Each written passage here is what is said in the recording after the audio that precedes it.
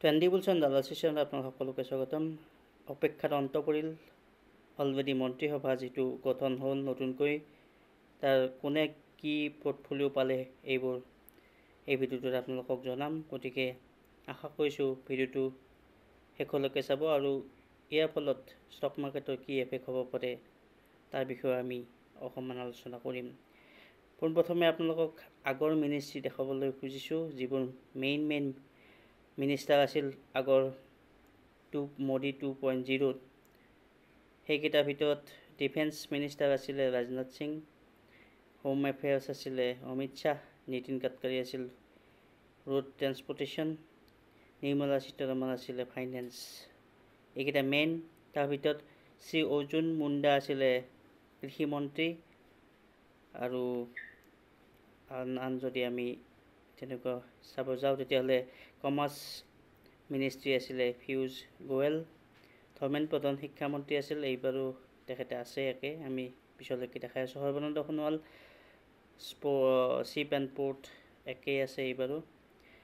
Maximum আমি যিটো দেখা পালোঁ, প্ৰায় সকলোবোৰ যিবোৰ মন্ত্ৰী আগৰ মন্ত্ৰীসভাত আছিলে সেইকেইজনে হৈছে, আৰু যিকেইটা এলায়েন্স পাৰ্টি আছিল সেইকেইটাক ডাঙৰ কোনো বিভাগ দিয়া নাই। আমি পোনপ্ৰথমে আপোনালোকক ক'ম যে ৰেলৱে যিটো ষ্টক মাৰ্কেটৰ লগত ৰিলেটেড, বহুদিন ৰেলৱে কোম্পানীবোৰ ওপৰতে উঠি আছে। এইটো পাইছে অশ্বিনী বৈষ্ণৱে। নেক্সট মনোহৰ লাল শক্তিমন্ত্ৰী পাইছে, নিৰ্মলা সীতাৰমণ একেই আছে, যোৱাবাৰো একেই আছিলে। বিত্তমন্ত্ৰী ফাইনেন্স মিনিষ্টাৰ নীতিন গাডকাৰী পৰিবহণ দপ্তৰ মন্ত্ৰী একেই আছে। ৰাজ্যিক মন্ত্ৰী দুজন দিছে পথ পৰিবহণত। নেক্সট ৰাজনাথ সিং প্ৰতিৰক্ষা মন্ত্ৰী একেই আছে, অমিত শ্বাহ গৃহমন্ত্ৰী একেই আছে, জয়নাথ সিং বৈদেশিক পৰিক্ৰমা দপ্তৰৰ দায়িত্বত দিছে। লগতে ৰাজ্যিক শক্তি মন্ত্ৰী দিছে শ্ৰীপদ নায়কক, লগতে শিৱৰাজ সিং চৌহানক দিছে কৃষিমন্ত্ৰী, আৰু সৰ্বানন্দ সোণোৱাল অলৰেডি কৈছোঁৱেই বন্দৰ আৰু জাহাজ পৰিবহণ। পীয়ুষ গোৱেলক বাণিজ্যিক একেই আছে, ধৰ্মেন্দ্ৰ প্ৰধান শিক্ষা, আৰু গজেন্দ্ৰ সিং শেখাৱতক দিছে সাংস্কৃতিক আৰু পৰিক্ৰমা দপ্তৰ মন্ত্ৰী। কিৰণ ৰিজিজুৱে পাইছে সংসদীয় পৰিক্ৰমাৰ দায়িত্ব, আৰু চিৰাগ পাছোৱানে পাইছে ক্ৰীড়া দপ্তৰৰ দায়িত্ব। গতিকে প্ৰায় সকলোবোৰ পৰ্টফলিঅ' একেই আছে, দুই এটাক বাদ দি। এইজন নতুনকৈ আহিছে এইবাৰ।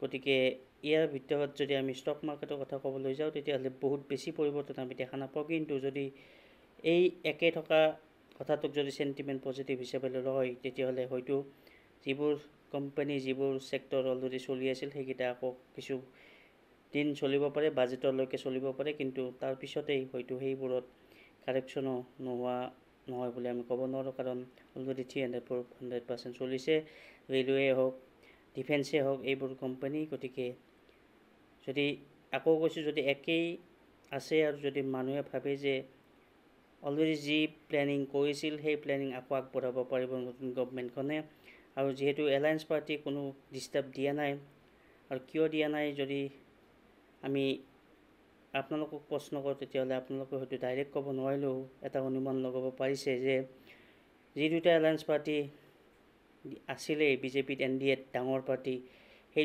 দুটাই কিন্তু নিজৰ ৰাজ্যত সেই গভমেণ্টেই আছে, তেখেতসকলৰ নিজা গভমেণ্ট আছে। গতিকে হয়তো এটা সমঝোতা কৰিছে যে হয়তো ৰাজ্যত যিটো বেনিফিট সেইটো চেণ্ট্ৰেল গভমেণ্টে তেখেতসকলক দিব।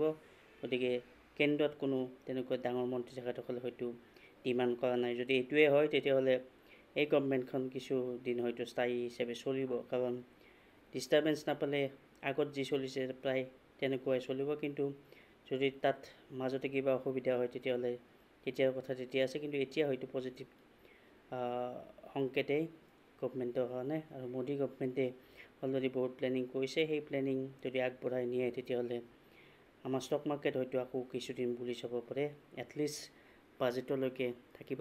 কিন্তু অকণমান প্লাছ মাইনাছ 2-1% হ'বই, কাৰণ সেইটো ষ্টক মাৰ্কেটৰ এটা সদায় হৈ থকা কাহিনী, +-2.3 পইণ্ট। গতিকে সেইখিনিক বাদ দি আমাৰ মাৰ্কেট হয়তো পুলিচে হ'ব। ধন্যবাদ।